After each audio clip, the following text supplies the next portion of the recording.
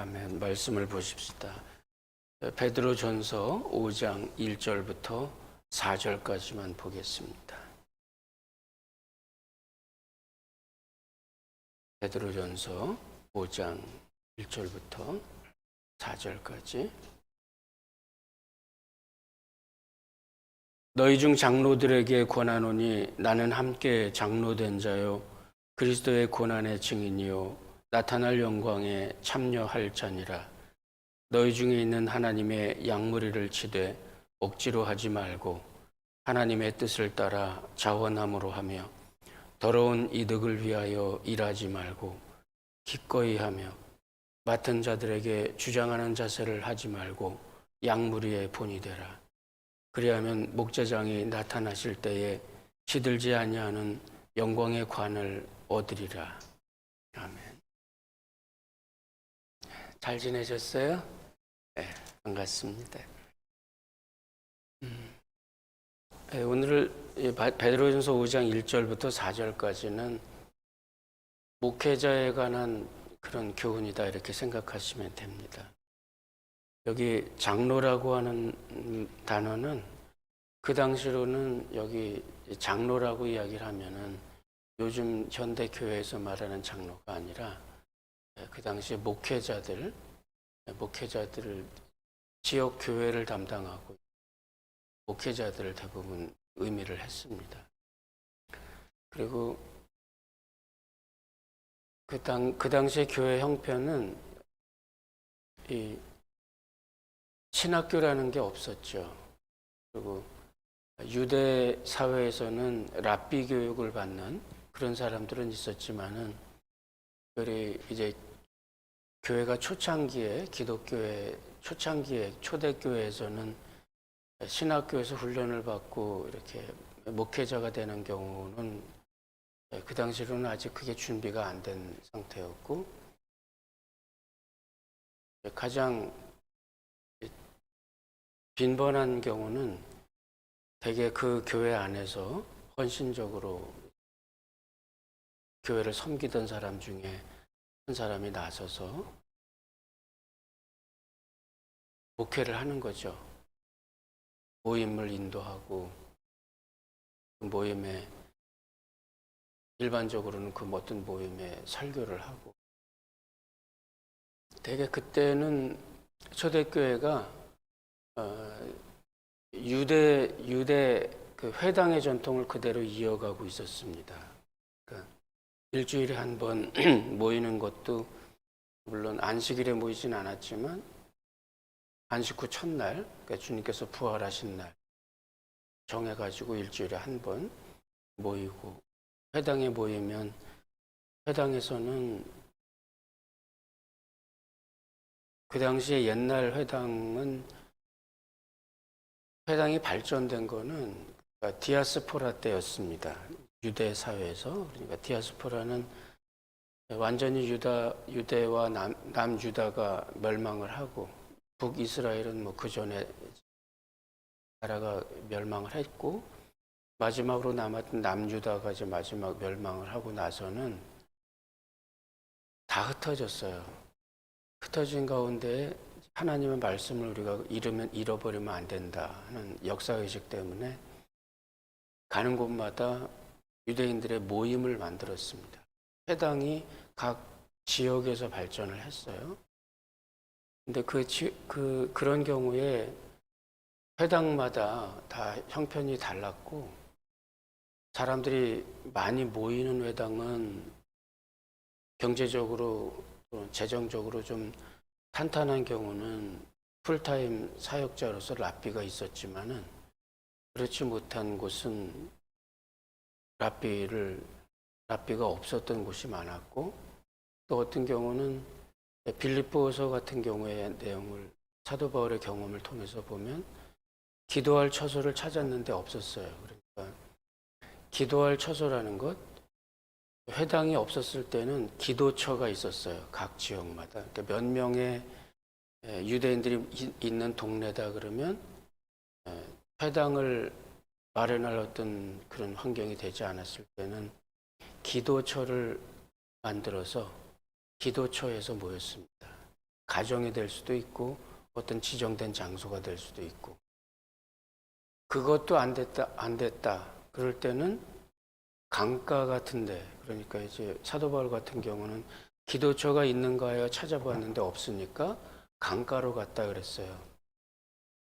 그러니까 그때는 그런 여러 가지 여건이 되지 않았을 때는 강가로 가면 그러면 기도하는 사람들을 만날 수 있었습니다. 유대인들 중에서 전혀 어떤 그런 환경이 되지 않았을 때는 강가로 가는 게 어떤 약속이었어요. 약속으로 그 어떤 강이나 한적한 어떤 그런 곳으로 가면 기도하는 사람들이 있었습니다. 그러면 그때 거기서 같이 모여서 기도를 하고 이제 안식일 모임을 가졌죠. 초대교회도 역시 그 전통을 따르고 있었어요. 그래서 그 어떤 교회 목회자가 아직은 정식으로 파송되거나 훈련되거나 이런 때가 아니었기 때문에 사도들이 목회를 하고 또 그 사도들을 통해서 직접 성경 교육을 받은 사람들이 또 파송이 돼서 목회를 하든지 예를 들어서 12사도가 있었고 그보다 조금 확대된 공동체에 사역자들이 있었잖아요. 바나바나 스데반 같은 경우.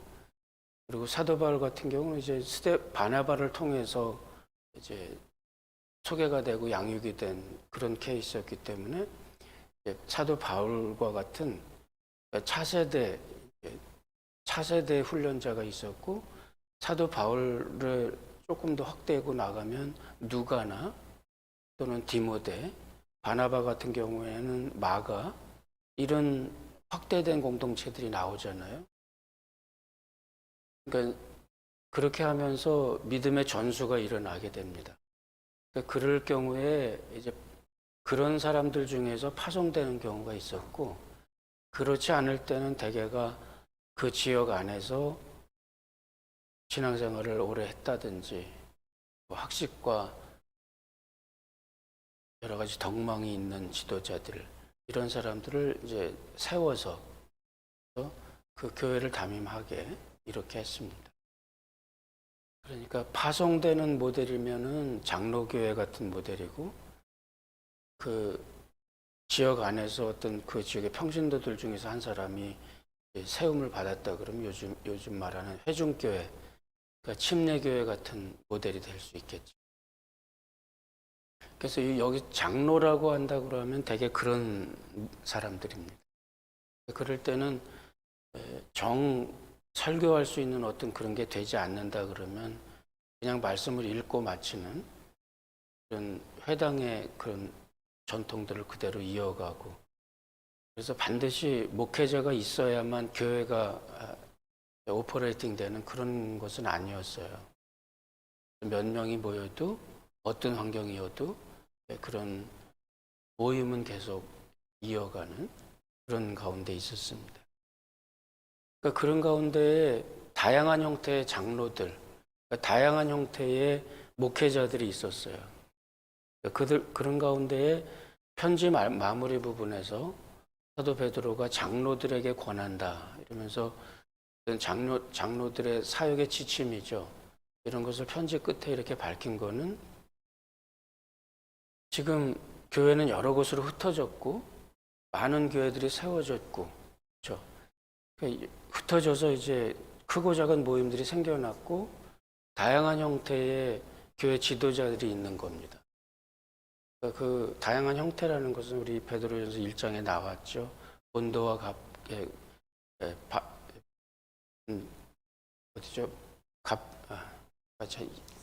본도와 갈라디아, 갑바도기아에서 자꾸 이렇게 말이 막히는 거예요.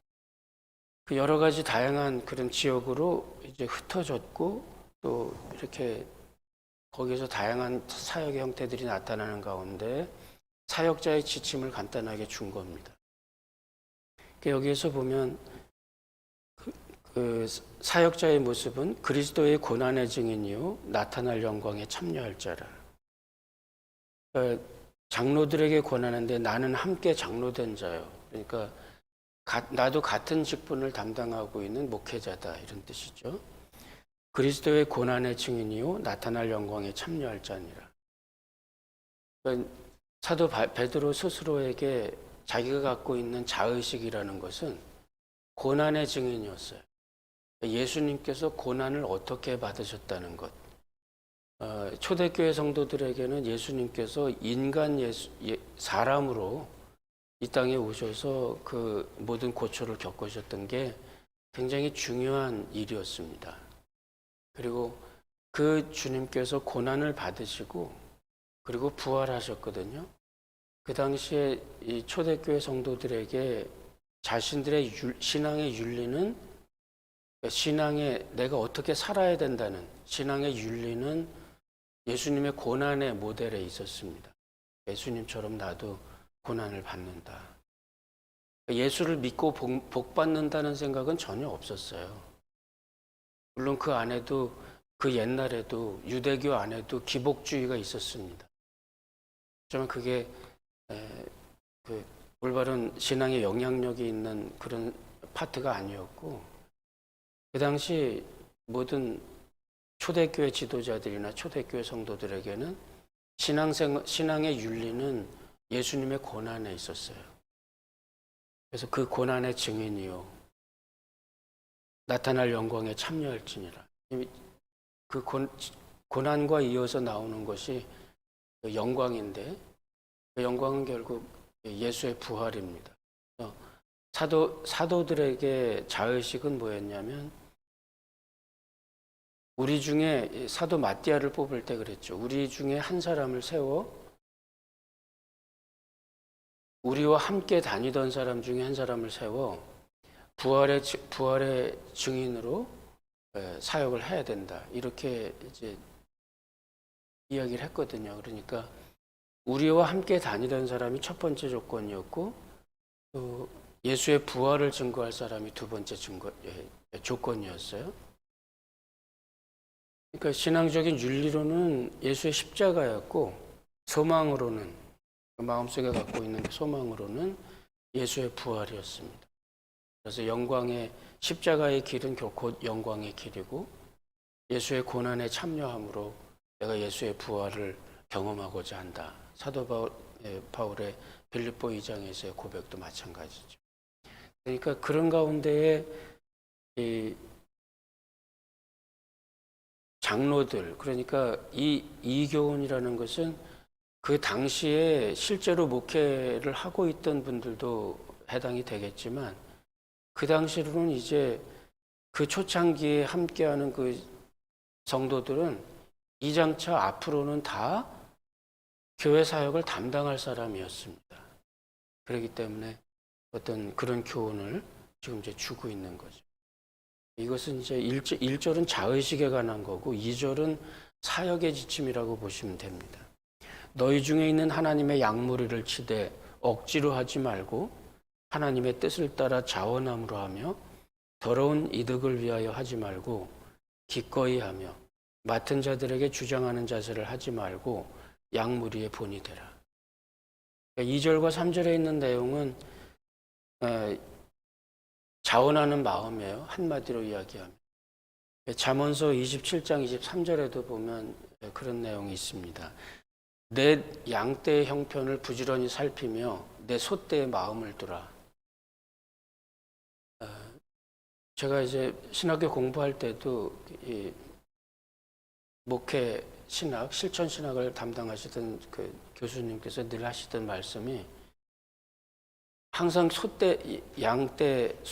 양들에게 이 교인들에게 마음을 두라.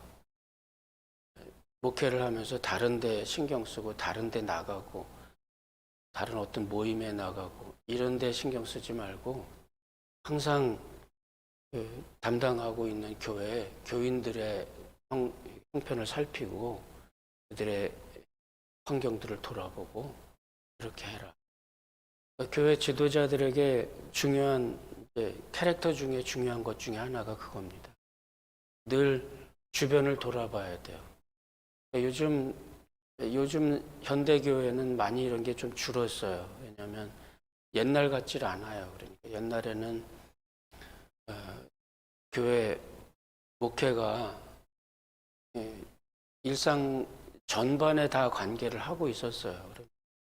우리 선배님들만 보더라도 어떤 집에 초상이 났다 그러면 목회자가 가서 시신을 다 또 거두고 염을 하고 이러는 것까지 다 하셨었거든요.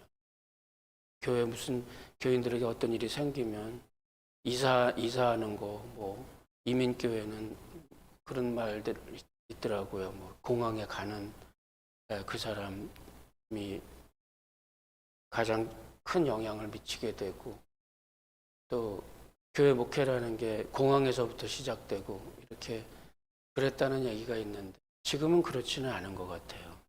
다양한 환경들의 변화가 우리들에게 오면서 교회도 굉장히 개인적인 환경이 됐어요. 주변 사람들에게 신경을 쓰면 좋은 마음으로 해도 귀찮아하고 굉장히 그게 모든 게 변했어요. 저도 처음에 잘 몰랐을 때, 처음 교회 처음 담당했을 때 신방을 한다고 전화를 하니까 집사님 중에 한 분이 전화를 받으셔갖고는, 목사님 우리 집에 왜 오려고 그러세요? 이러시는 거예요. 그래서 이제 좀 이제 충격도 받았으면서 이게 이민 목회가 이렇구나 이런 생각을 좀 했어요. 그러니까 이게 귀찮아하기도 하고 또 그래서 또 자꾸 줄어들기도 하고 뭐 그렇긴 한데, 부지런히 살펴야 된다는 거죠. 교회 지도자들은 주변 상황들을 살펴보고 교인들 살펴보고, 그렇게 해서 그거를 또 억지로 하지 말고 자원함으로 늘 이렇게 살펴보고, 늘 누가 시켜서 하는 게 아니잖아요. 그렇게 하니까 늘 그런 일에 스스로 헌신을 하고, 더러운 이득을 위하여 하지 말고, 벌써 그때서부터도 그런 게 생겼었나 봐요. 그러니까 교회 안에 목회를 하면서 돈을 요구하고 또 생활비를 더 요구하고 이러는 경우들이 많이 있는데, 그렇게 하지 말고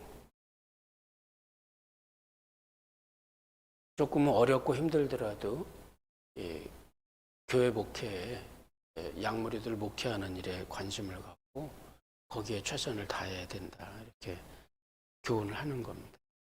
맡은 자들에게 주장하는 자세를 하지 말고 양무리의 본이 되라. 그러니까 요즘 단어로 이야기하면 서번트 리더십이 있죠. 그러니까 섬기는 리더 지도자예요. 그러니까 교회 지도자의 그 모델은 어떤 권위주의적인 게 아니라 섬기는 자세, 또 섬기는 모습, 이런 모습으로 본이 되는, 모델이 되는 거죠. 이그젠플이 되는 이런 모습의 사역의 지침을 지금 주고 있는 거죠. 그리하면 목자장 나타나실 때에 시들지 아니하는 영광의 관을 얻으리라. 중요한 교훈 중에 하나가 여기에 뭐냐면 목자장이 예수님이거든요. 그러니까 우리는 어떤 교회를 담당하고 있는 목회자다 그러면 그 사람은, 이 교회는 그 사람의 양이 아니에요. 그러니까 이 목사의 양이 아니란 말이에요. 주님의 양을 맡아서 잠시 담당하는 거예요. 그러니까 그런 가운데에 목자장이라는 표현이 나오는 거죠.